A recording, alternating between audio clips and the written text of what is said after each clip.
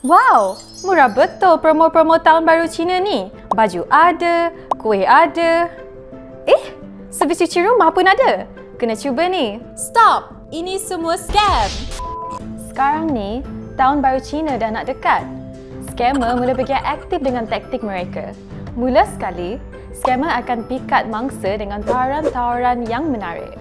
Jadi, bila dah berminat, mangsa pun cuba hubungi penjual. Dari situ, scammer pun mula mendesak.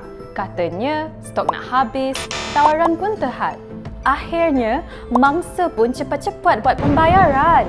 Lepas tu, bila mangsa tanya status delivery, scammer pula bagi alasan katanya barang masih diproses. Mangsa pun diminta membayar deposit, kononnya untuk mempercepatkan proses delivery. Bila mangsa cuba hubungi semula, rupanya penjual dah lesap. Nombor disekat, duit dah habis, barang tak dapat langsung.